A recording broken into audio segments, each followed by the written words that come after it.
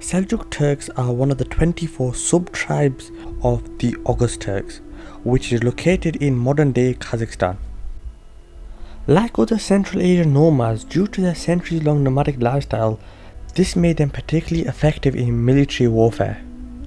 When fighting against more traditional armies, they would use their speed and mobility as an advantage, often employing hit-and-run tactics, which traditional armies could not match. Tugrul Bey and Chagri Bey, the grandsons of Seljuk, now the leaders of the Seljuk tribe, managed to defeat the Ghaznavid Empire, taking over much of their territory in Central Asia and Persia. In the year 1055, Tugrul Bey captured Baghdad from the Buyids. The Abbasid Caliph bestowed the title Sultan to Tugrul Bey, making him the most powerful Muslim ruler. After the death of Tugrul Bey, he was succeeded by his nephew Alp Arslan. In the year 1068, Arslan began raiding the borders of the Byzantine land. He managed to lead a decisive victory against the Byzantine at the Battle of Manzikert in 1072. This led to him taking over much of Anatolia, making it Islamic lands for the first time in its history. During the reign of his son Malik Shah I, the empire reached its golden age. The empire stretched from Anatolia to the borders of China. The Seljuk period in Islamic history saw great progress in literature, architecture and religion. The architecture during the Seljuk period is some of the most refined in Islamic history, such as the Masjid-i-Jamia of Isfahan, which exists till today. During the Seljuk period, cities prospered in wealth and population. The Seljuks had a well-organized system of international trade and introduced insurances for losses of trade. Caravanserais were built all throughout the empire for the needs and welfare of the traders. Food and overnight stay was funded by the Seljuk state.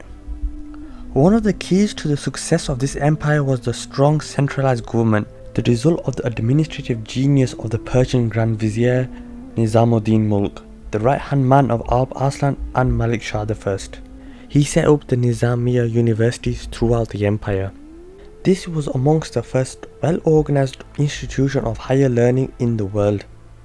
Nizamuddin Mulk wrote an important book called Siyasat, where he writes his theories on a number of important subjects, such as the role of taxation, education, justice, finances, civil servants, and the power structure. He was a master administrator for the empire. Upon the death of Malik Shah in 1092, the empire fragmented, with his 4 sons each claiming the title of Sultan. War between the sons was frequent, each vying to take the other's land away from him.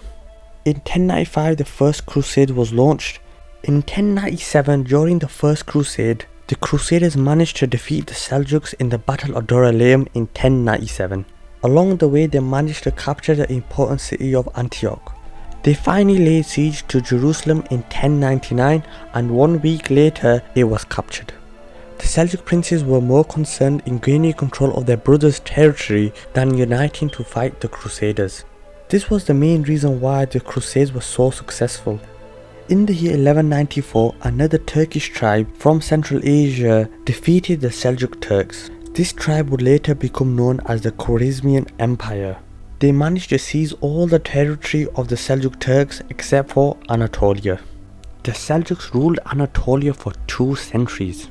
The Seljuks of Anatolia created a kingdom based on military might, commerce, education and culture. The famous poet Jalaluddin al-Rumi spent much of his latter life in Anatolia and is buried in Konya. The world of the Seljuks was suddenly overwhelmed in 1243 by the devastating invasion of the Mongols. The defeat resulted in the Seljuks becoming vassals of the Mongols, with the empire finally collapsing in 1308 into a series of local principalities. The smallest and least significant of these local principalities was that of Usmans. The followers of Usman Ghazi, whose tiny emirate, which was located in Sogat, they may have been small at the outset, but these sons of Usman emerged to become an unforeseen force in the world, destined to become one of the greatest empires in history, eventually ruling 3 continents for 6 centuries. This was the Ottoman Empire.